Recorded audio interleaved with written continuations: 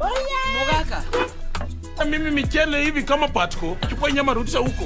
Mimi unapenda kusumbua sasa. Sipendi kusumbua na leta bwana. Kwa mtu mimi nataka uchafue. Nani nionyeshaje jina yake sasa hivi?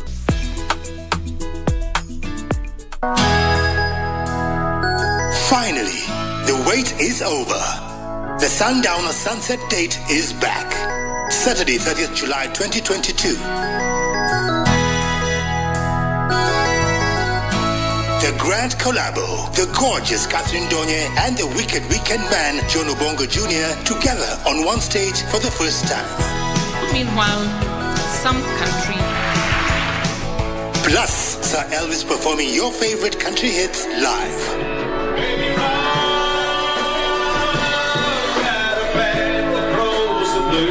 All roads lead to the park in Kitengela, the land of Nyama Choma, for music, dance, food, drink, and so much fun. The Sundowner Sunset Date, the Grand Collabo. Mark the date, Saturday, 30th July 2022. Tickets cost 500 shillings at the gate.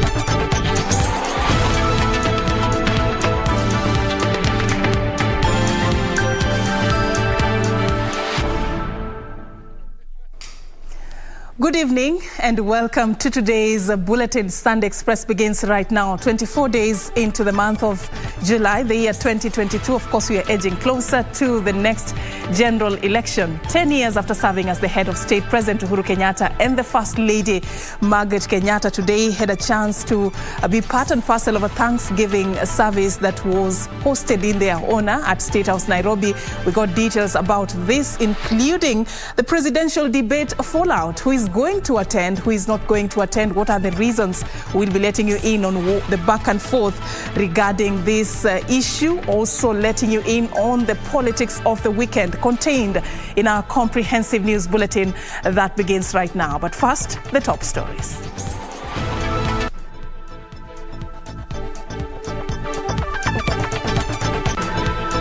Cause for concern. DCI maintains that 3 Venezuelan nationals arrested at JKIA with election materials had ulterior motives.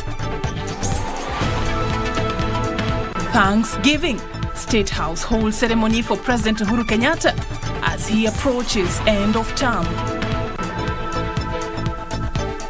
Campaign trail.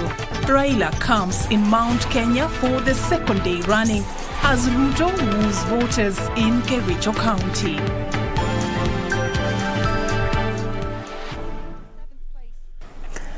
All right, once again, welcome to the broadcast, a comprehensive news bulletin ahead for you. My name is Serfine Achieng.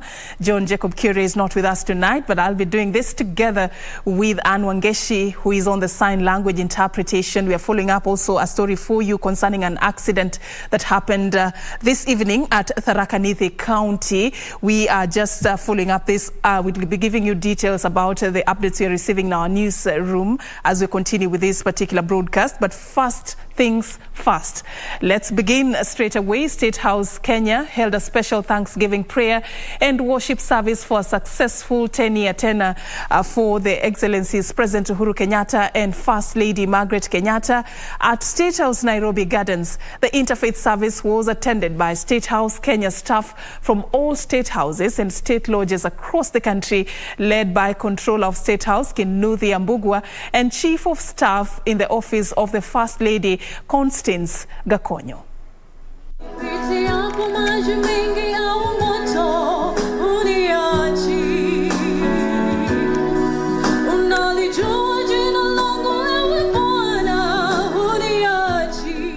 Bishop Abraham Mulwa of the African Inland Church, who delivered the sermon at the service, said President Uhuru Kenyatta and First Lady Margaret Kenyatta had done well in the last 10 years in leading the nation, and asked them to move on with their heads held high and never be afraid to offer themselves to serve the country. There are those who gave gold. There are those who gave silver. In terms of thinking, time, guarding, from the highest, who is the head of the state, to the lowest, you have served this nation for 10 good years.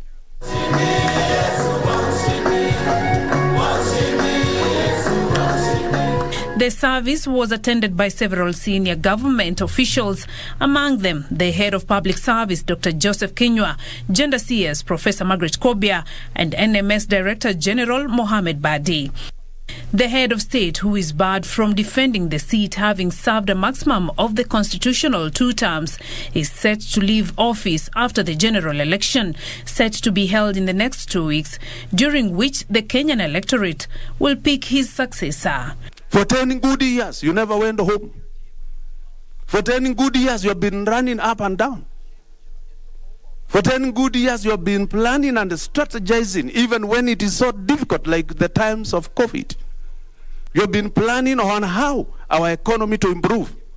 That is your building towards the nation.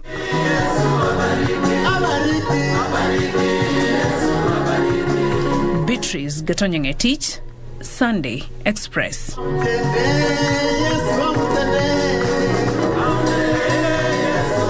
Indeed, celebrating the head of state for his 10 years of service as the country's president.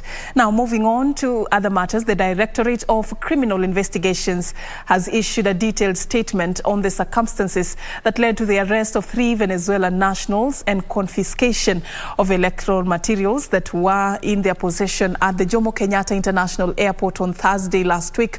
DCI boss George Kinoti did not seem to agree with a statement by the Independent Electoral and Boundaries Commission that the 3 were employees of the commission or the firm contracted to deliver election materials. In a detailed statement, the Directorate of Criminal Investigations boss George Kinoti said the Venezuelan nationals Jose Gregorio Camargo Castellanos, Joel Gustavo Rodriguez Garcia and Salvador Javier Sosa Suarez were arrested on Thursday, the 21st of July 2022, after their personal bags containing election materials were flagged at the Jomo Kenyatta International Airport. Kinoti said upon investigations, police established that the suspects' contracts did not explicitly state they were employees of IEBC or the IT firm contracted to deliver poll materials, as alleged by IEBC Chairman Wafula Chebukati. Kinoti says the 3 Venezuelans were on a private business trip and scheduled to meet a businessman, Abdullahi Abdi Mohammed, in Nairobi. It was also established that 2 of the suspects traveled using expired passports. Kinoti said the officers confiscated the bag containing 17 rolls of electoral materials, namely stickers. The stickers were from an estimated 10,000 polling stations in 10 counties. The counties are Nairobi, Kiambu, Nakuru, Meru, Machakos, Murang'a, Bomet, Nyeri, Tharaka Nithi, Nyandarua and Kericho. Kinoti said that 17 other rolls previously smuggled into the country by 2 of the suspects remain unaccounted for. The 3 were also in possession of laptops and flash disks, which upon query, they said were personal property. Kinoti challenged Chebukati to put his house in order ahead of the polls. The IEBC chair had in a statement on Thursday night said police detained 3 Venezuelan nationals who are staff for Smartmatic International BV, the company contracted by the commission to print ballot papers. The nationals have since been released. Nancy Okware, Sunday Express. Now, the Kenya Kwanza Brigade has come to the defense of the embattled Independent Electoral and Boundaries Commission and faulted a director of criminal investigations for allegedly meddling in the preparations of the August poll. Speaking in separate rallies in Kericho and Kisii counties, Deputy President William Ruto said the electoral body should be given room to work independently. The electoral body and DCI are embroiled in a bitter exchange of words over the arrest of 3 foreigners from Venezuela who entered the country with allegedly undeclared IEBC materials. Achola Simon with details of this report.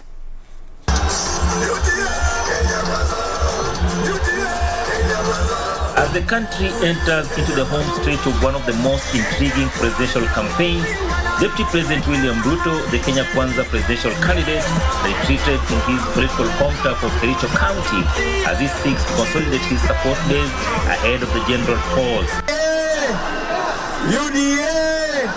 It is here that he will lead his team in defending the Independent Electoral and Boundaries Commission against what they said was unwarranted attacks.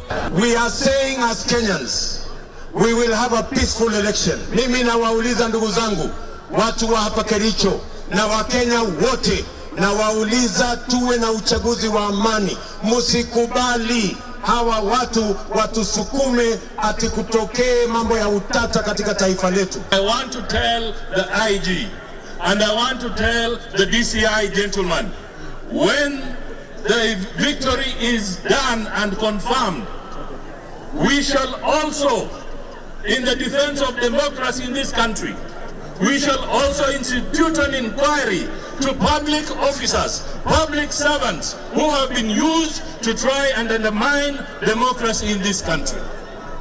And we want to tell you that you can undermine democracy, but you cannot defeat democracy. Wewe hujui vile IEBC inafanya kazi.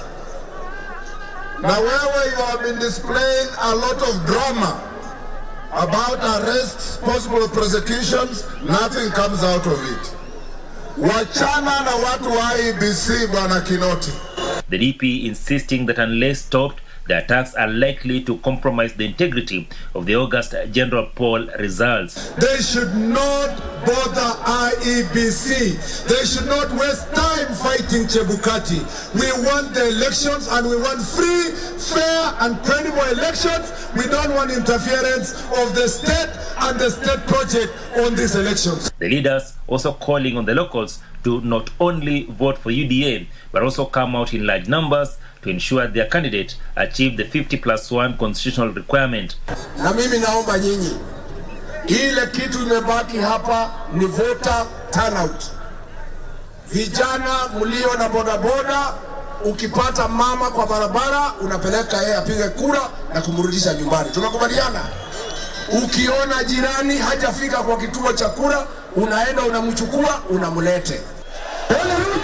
Ruto is expected in Nandi County on Monday as he continues with his last-minute strategy of touch and go in his strongholds and perceived battlegrounds. Achola Simon, Sunday Express, Kericho County.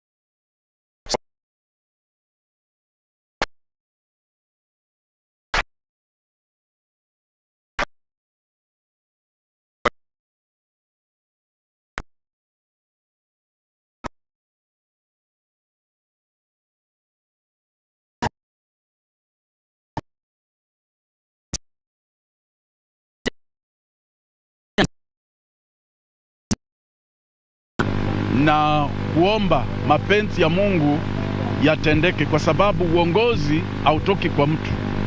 Uongozi unatoka kwa Mungu. Asking God to guide us in electing the right people who will be working along with God in ushering and guiding people in Kenya. And we ask people to be doing these things in peace.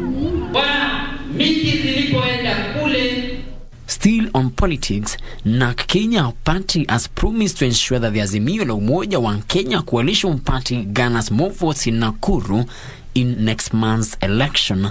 The party assured residents that the coalition's flag bearer will visit the county to receive the memorandum handed to them by the residents. The Express need not to be forgotten. They express their desire to continue supporting Azimio, and they look forward to the return of Baba and Martha to Nakuru to be able to give them further assurance, but also to affirm and see the good work that the organizers of Azimio in Nakuru have been doing as we head into an election victory. Frederick Muki for Sunday Express. All right, thank you, Frederick Moki, for that report, which now takes us to our first break on Sunday Express. But remember, on the other side, we still have a lot that we are going to be updating you on, including the developing story we are following up for you concerning an accident in Tharaka Nithi County. Scores are feared dead following this accident that involved a bus that veered off the road, that veered off the Nithi Bridge. And of course, we are just tracking this to know what is it that is happening on the ground. We'll be giving you more details about this particular report as we receive it in our newsroom. But for now, we take a short break. We are coming back with much more. Do stay with us.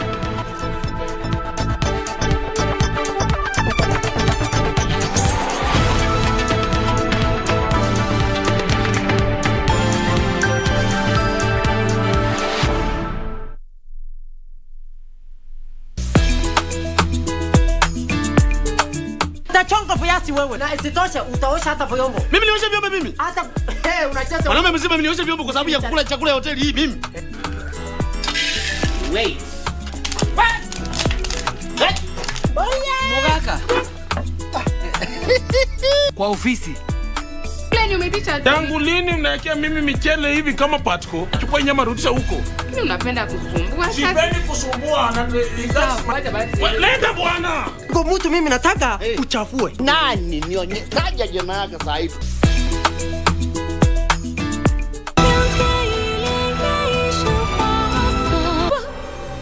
Genova, talk to me, please. Genova, please talk to me. I'm Furna from Green Hill. Are you Genova's lover from the mortal world? Your body has been damaged. You may not be fit to carry a baby. No way. I must keep this baby.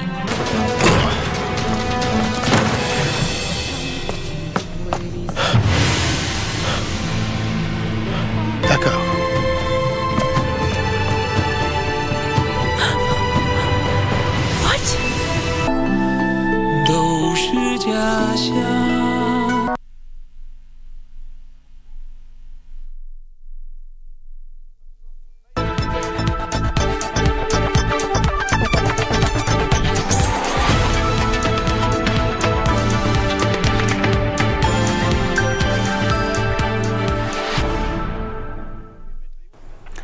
All right, and on the news concerning the accident, the scores are feared dead following an accident that happened this evening in Tharaka Nithi County. We've just received an update that as at now, at least 20 people have been killed. It is an accident that involved a bus that veered off. At least 20 people are feared dead after an accident happened that involved a bus that veered off the Nithi Bridge in Tharaka Nithi County. This is after the driver lost control, and reports from the ground indicate that the Mombasa-bound bus plunged into River Nithi. And of course, at least 20 people are currently feared dead. We are yet to get more details about this as we continue to follow up this developing story for you.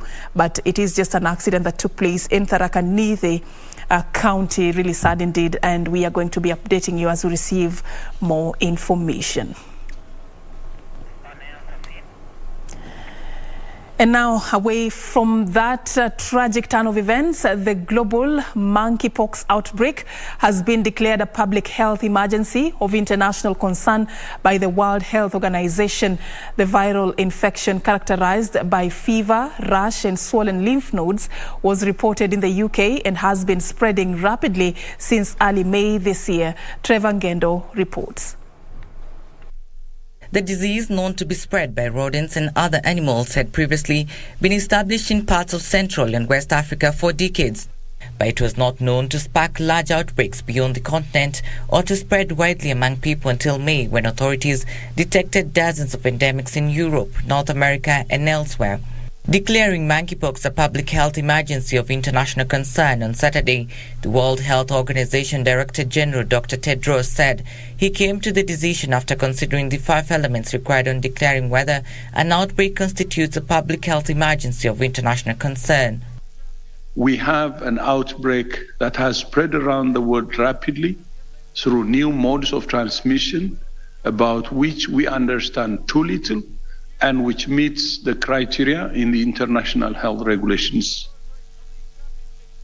For all of these reasons, I have decided that the global monkeypox outbreak represents a public health emergency of international concern. So far, 5 deaths, all in Africa, and more than 16,000 cases of monkeypox have been reported across more than 75 countries this year. The number of confirmed infections rose to 77% from late June through early July, according to WHO data. Although I'm declaring a public health emergency of international concern, for the moment, this is an outbreak that's concentrated among men who have sex with men, especially those with multiple sexual partners. According to the Center for Disease Control, initial symptoms of the monkeypox virus include fever, headache, a sore throat, cough, swollen lymph nodes and muscle ache before causing chickenpox-like rashes or blisters on the body. The virus can spread through contact with body fluids, sores or items such as clothing and beddings contaminated with the virus. It can also spread from person to person through respiratory droplets in closed setting, with the recovery process taking 2 to 4 weeks. Europe is currently the global epicenter of the outbreak, reporting more than 80% of confirmed infections worldwide. The US has reported more than 2,500 monkeypox cases so far across 44 states. Experts have blamed health authorities for failing to contain the outbreak, warning that the situation could become worse. Trevor Ngendo for Sunday Express. Now, stakeholders in Kilifi County have come together to address high teenage pregnancy rates in the county that have remained stubbornly high despite efforts to find lasting solutions. Projects such as building of girls' schools have been initiated in efforts to ensure the girls' rights to education are protected. While an estimated 18.4% of girls aged between 15 and 19 years are teen mothers, the rate is higher in Kilifi County, with 21.8%, with predisposing factors for the girls here being poverty.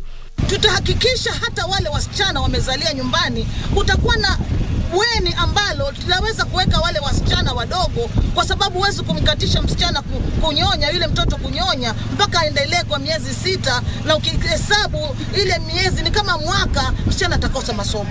Hatu encourage wazae, lakini tunataka wale waliozaa kwa bahati mbaya waendelee na masomo yao. Bali na mradi huu, hata ujapokamilika, panapokuwa na uwezo, basi iwezekane ya kwamba kutakuwa na miradi mingine itakayoanzishwa ya mashule, ili kuhakikisha kwamba watoto wetu wanaweza kufika shule karibu na kuweza kujipatia elimu. To fight the worrying trend, stakeholders in the region are putting in measures to save the girl child in this region. Establishment of girls' secondary schools in the remote villages that have high poverty levels with no schools is the latest strategy to ensure girls access schools and education. Watoto wote wako around, wasichana asikose nafasi ya kusoma. Asiwe na sababu ya kuwa hajapata nafasi ya kusoma, shule hii inaenda kuanzishwa ya wasichana. Kuwe hakuna mimba za mapema kwa sababu ni lazima atembee kilomita 5 akitafuta kwenda kusoma shule. Shule itakuwa hapa tulipo. So far, Area Member of Parliament has initiated a plan to ensure that there are 5 girls' secondary schools and 5 boys' schools in the constituency, some of which are already complete and in operation. Na wale watasoma tutasaidiana ili tuone kwamba wanamaliza na pia tuweze kuwaelekeza kwenda kusomea taaluma tofauti ambao watakuwa wanasaidiana kuingia ndani katika jamii ya Wakenya kama wengine. Maendeleo ya Wanawake Organization chairperson in Kilifi County Witness Suma, who hailed the move, says more needs to be done and call upon the county government to take a lead role in securing girls in the region. Tunataka kukuza mtoto wa kike ndani ya Kilifi County. Lile donda sugu limelia kila mwaka Kilifi. Naona donda sugu hilo tunaenda kulitia kwa kaburi la sahau. Kwa sababu kama mwenyekiti, wasichana walioko Magarini, walioko Kaloleni, walioko Ganze, walioko kule Kaloleni, Kilifi South na Kilifi North, nitaomba waletwe hizi shule ambazo tunazianzisha wako kule na njozi yao inatakana iendelee. Over 3,000 teenage girls have fallen victim to teenage pregnancy in Kilifi County between January and May 2019, 75 of them being aged between 10 and 14 years, according to the latest adolescent pregnancy report by Kilifi County Hospital. Maana kusema kweli hapa kwetu hakuna shule ya wasichana ya upili hapa karibu. Na kwa sababu hakuna shule ya upili ya wasichana hapa karibu, itakuwa ni faida kwetu. Wasichana wetu wengi watakuwa, naona kutakuwa na mabadiliko. Among the sub-counties recording highest number in the recent times are Kilifi North, Magarini, Kilifi South, Ganze, Kaloleni, Malindi and Rabai. Reporting for Channel 1 News, I'm Gladys Mungai. And now on to the COVID-19 situation in the country. Kenya has recorded 55 new COVID-19 cases from a sample size of 1,934 tested in the last 24 hours. The positivity rate has dropped to 2.8% from Saturday's 5.9%. The total confirmed positive cases now stand at 337,297. The Ministry of Health says no new COVID-19 related deaths has been reported. As of the 23rd of July, a total of over 18 million vaccines had been administered across the country. Data from Johns Hopkins University Coronavirus Resource Center shows that more than 569 million COVID-19 infections have been confirmed globally, with over 6.3 million deaths being reported since the beginning of the pandemic.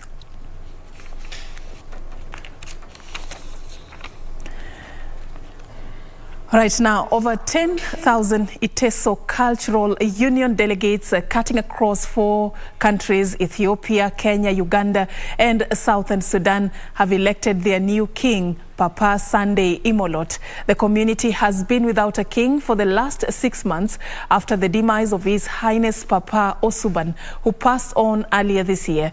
Imolot took over as the caretaker till when the Electoral Commission of the Union declared the seat vacant. He was elected unopposed, having been the only candidate.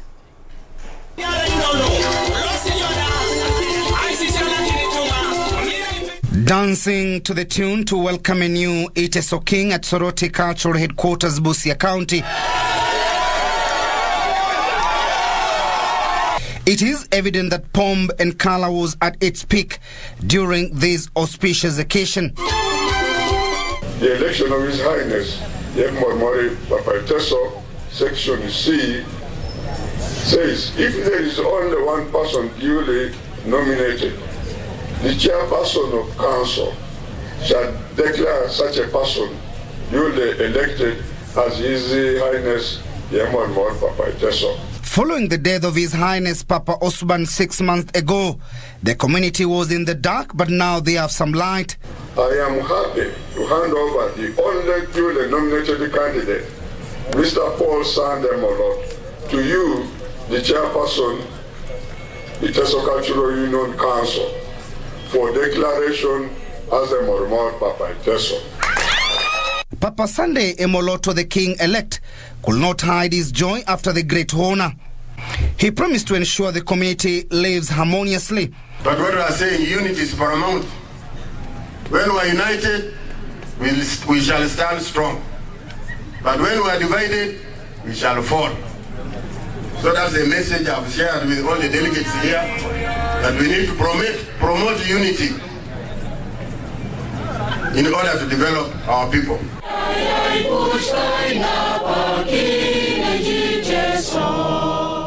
Moloto, who was the king in an acting capacity, hailed the government of Uganda for restoring the cultural institutions that has enabled them to discuss their matters without any hindrance. I feel that with their support, we shall be able to make this kingdom stronger and stronger. Today, this responsibility which I've been given as a Moro Papa Teso, it is just to lead the people of Teso, not to govern them. The king-elect shall be crowned on November 19th, 2022. We are passing here, the carpet is here. A colourful ceremony indeed there from the Teso community. Now let's move this forward. The textile industry in Kenya is set for a revival following the government's directive to have all uniforms of disciplined forces manufactured locally. The government has projected that by the end of this year, between 40,000 and 200,000 farmers in the country will have taken up production of genetically modified cotton as it seeks to revive the textile sector that collapsed for lack of raw material. The farming of cotton in the country was brought to its knees by low cotton yields after a ban on GMO cotton was placed in 2012 by the then Cabinet Minister for Health, Beth Mogo.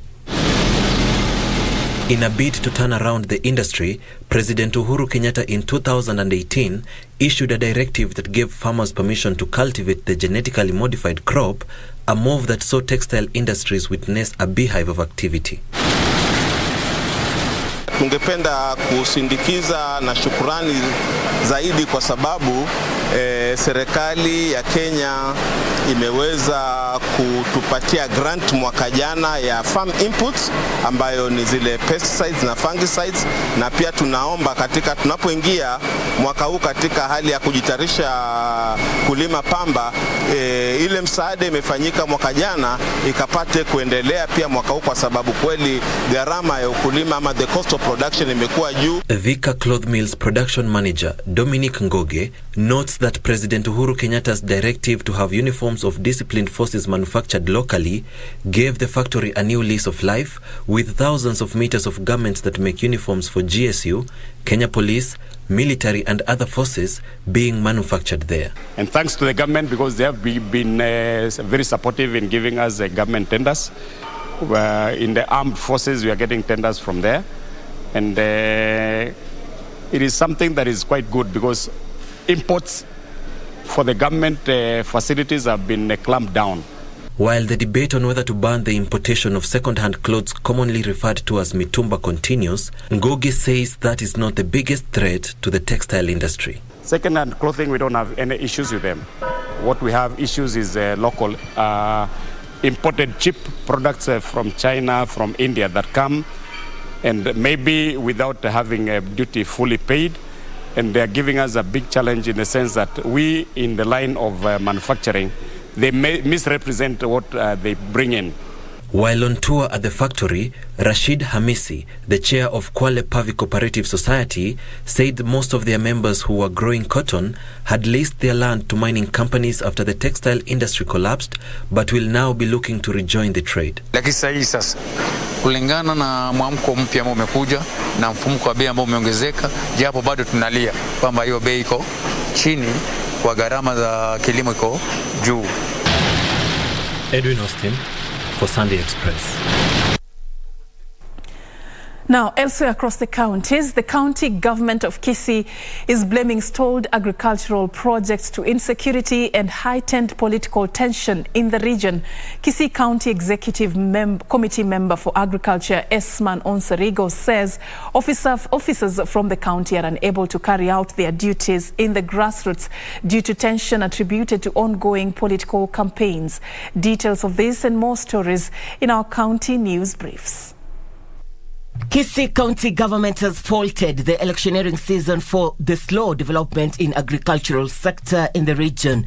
The region's County Executive Committee member for Agriculture, Esman Onsarigo, says there is concern over delayed provision of agricultural services, which is occasioned by political events in the region.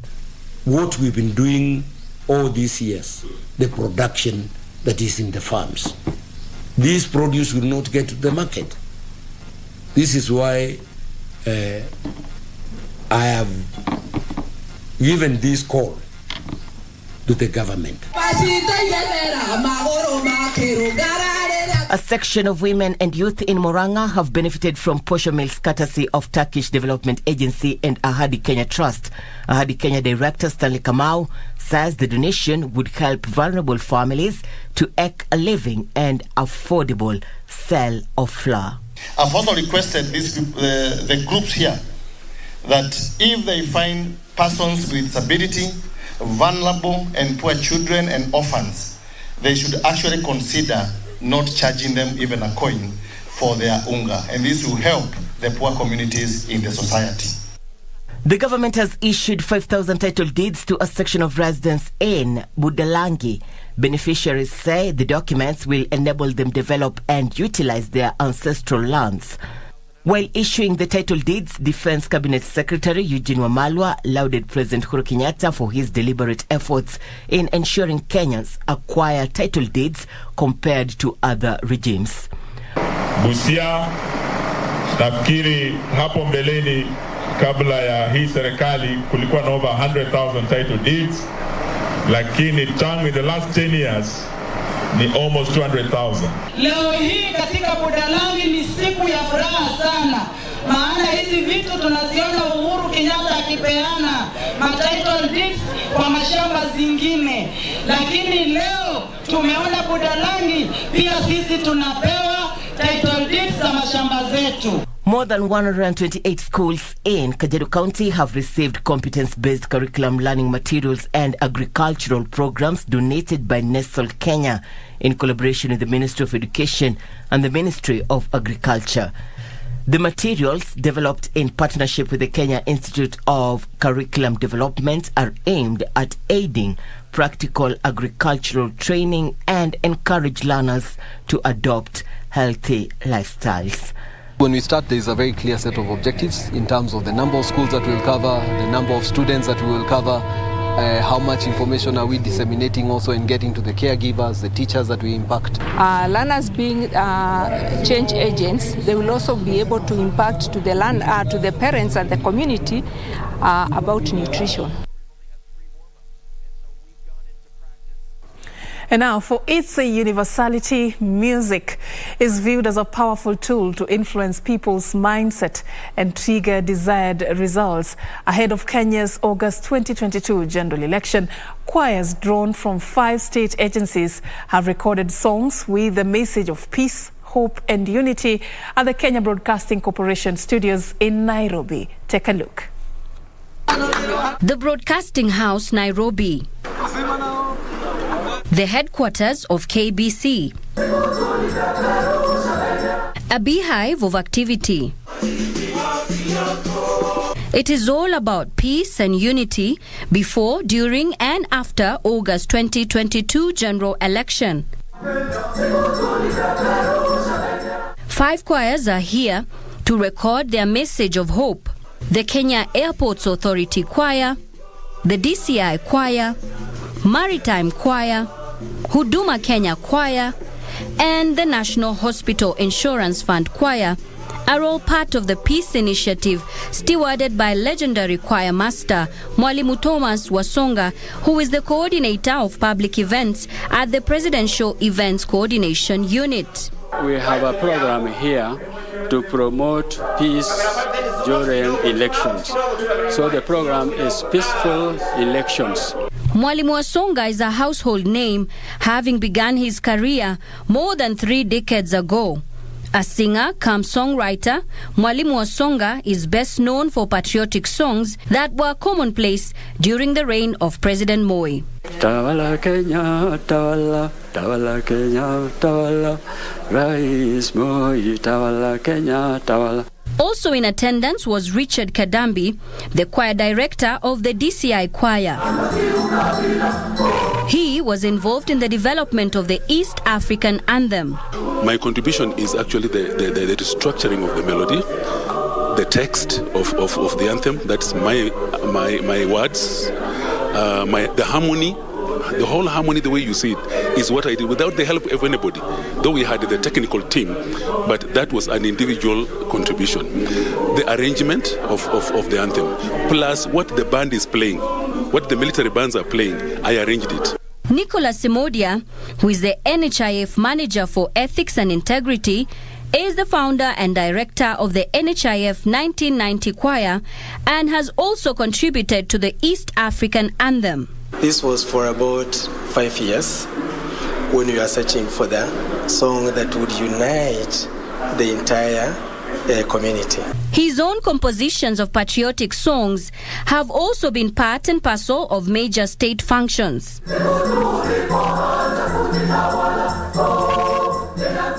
The music director also urges Kenyans to maintain peace. We need not to interfere with the growth of our economy at all, especially after the COVID. Now we're going to election. The election should make us even stronger to start building our country.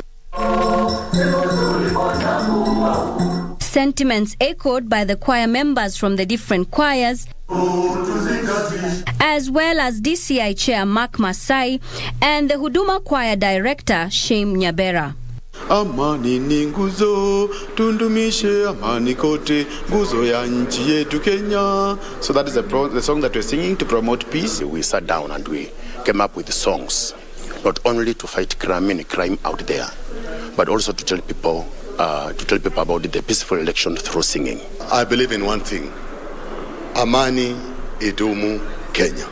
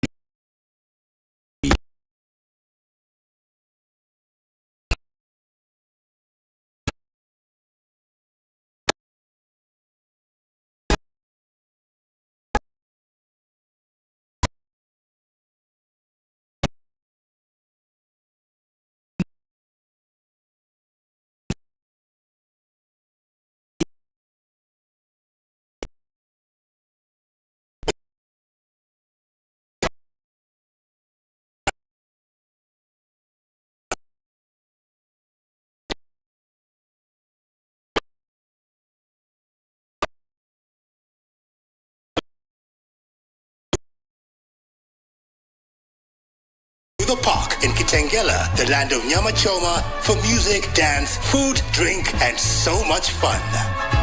The Sundowner Sunset Date, the Grand Collabo. Mark the date, Saturday, 30th July 2022. Tickets cost 500 shillings at the gate.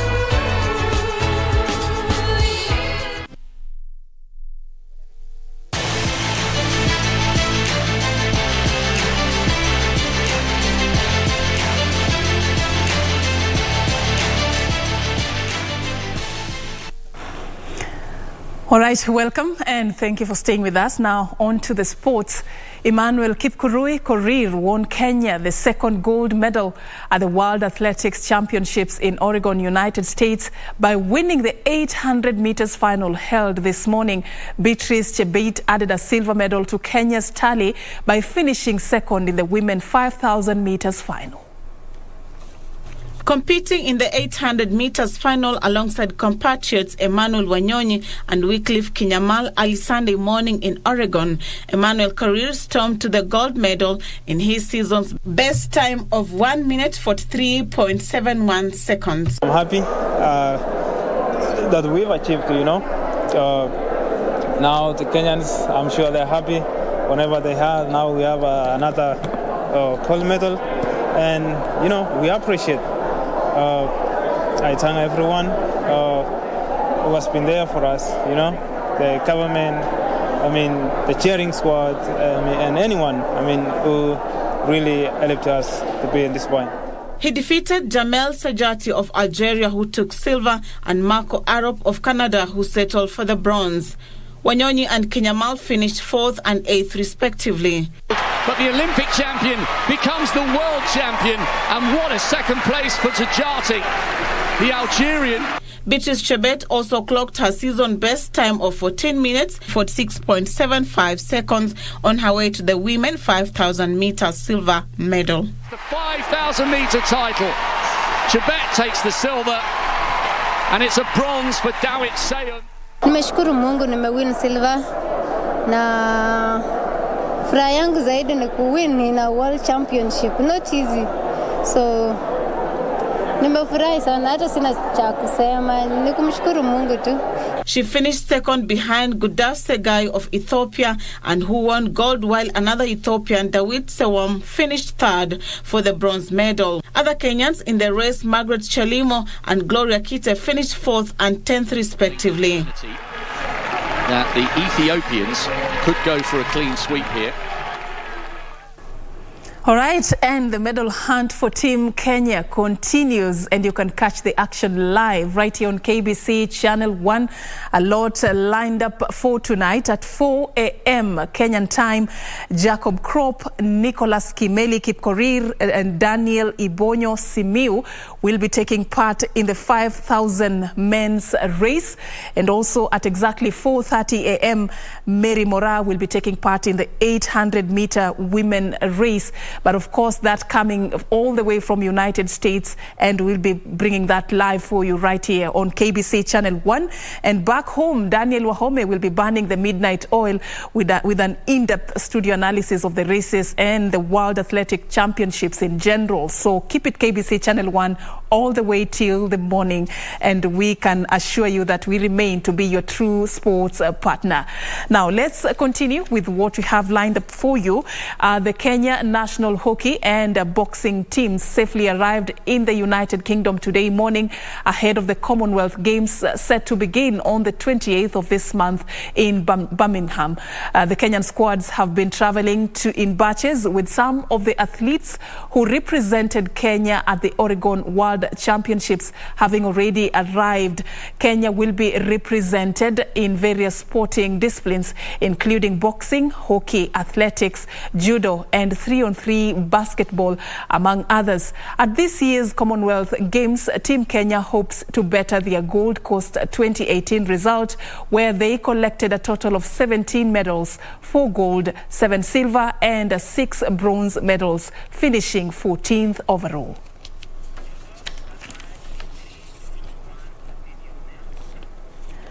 Now, Egypt are champions of the Cadets and Juniors Africa Judo Championship following their remarkable win over Angola in the final played today at the Kasarani Indo Arena. Angola settled for the silver behind Egypt, while Senegal took the bronze. South Africa received the Best Team Spirit Award.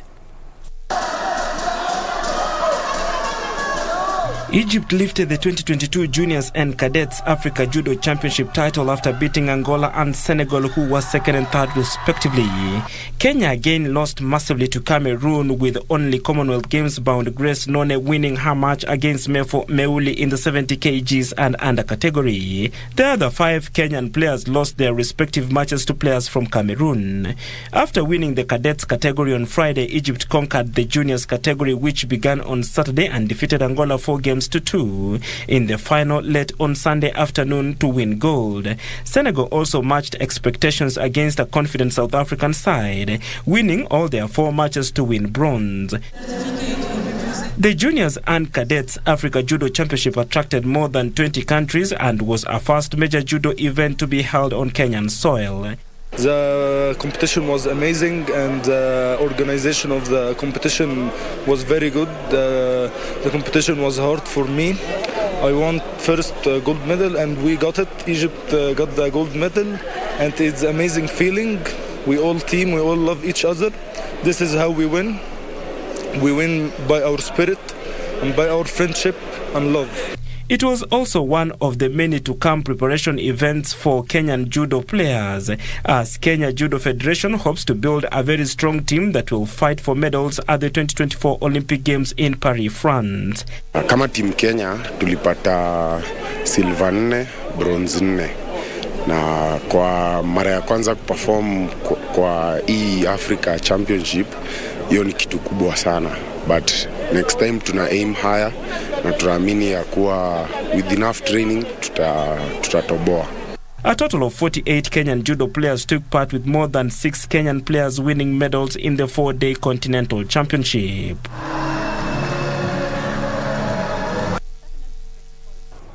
Now, Kenyan boxer Ashira Ore, who is one of the best professional boxers in the country and one of the most accomplished professional fighters in Denmark, will be attending a boxing competition in Mombasa just a week since arriving home from Denmark. I'm good. How about you? Yeah, I'm good. You're most welcome. Ashira Ure has traveled to Mombasa 1 week since arriving from Denmark to attend a boxing competition at the Makande Boxing Club on the 29th to 31st July. His former base where he started his career to give motivation to junior boxers. On his arrival in Mombasa, Oure said he is happy to be back home after a long time as the COVID-19 pandemic restricted his travel back home. I'll be talking to a few guys. Sure, my big brother have a boxing gym, so I'm teaching him a few things he can use in his gym to make it more productive. And talk to other fitness around here about training and hear how they're doing and give them some few knowledge about how to train, how to eat, and how to keep yourself healthy and fit. Oure, however, said there is need to change old guards in the management of the game in the country and replace them with fresh blood for the betterment of the sport. The boxing, if you want to be champion, you act like a champion, you train like a champion, you sleep like a champion, you believe in yourself, you go work hard and one time more hard. So that's the only thing you can do. You only what you do. If you don't train hard, it's not going to happen. Alongside his active boxing career, Oure completed personal trainer courses in the USA and worked as a personal trainer in both America and Denmark. All right, and that is how we wrap it up. But remember, the night has just begun. There is the ongoing World Athletic Championships in Oregon, USA, and a lot of races lined up for Kenyans to participate in. At 4 a.m. in the morning, Jacob Krop, Nicholas Kimeli Kipkorir, and Daniel Ibonyo Simiu will be taking part in the 5,000 meters men's race.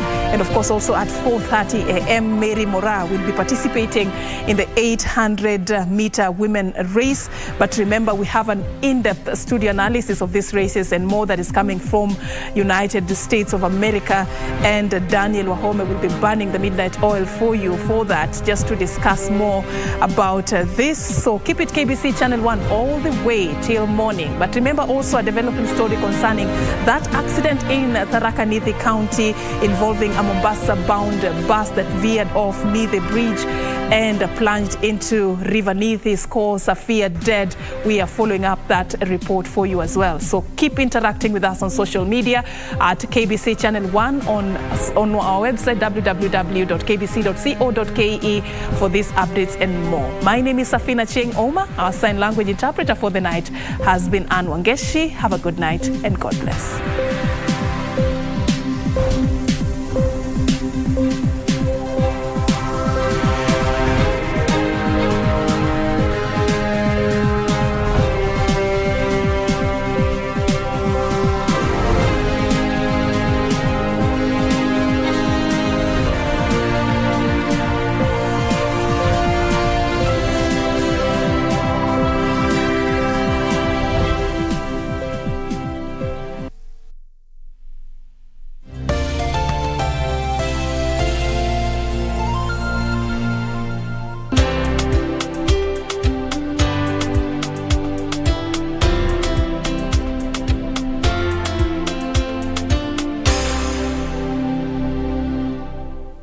Pata ulimi na mafikira kama Skiza Tune kwenye simu yako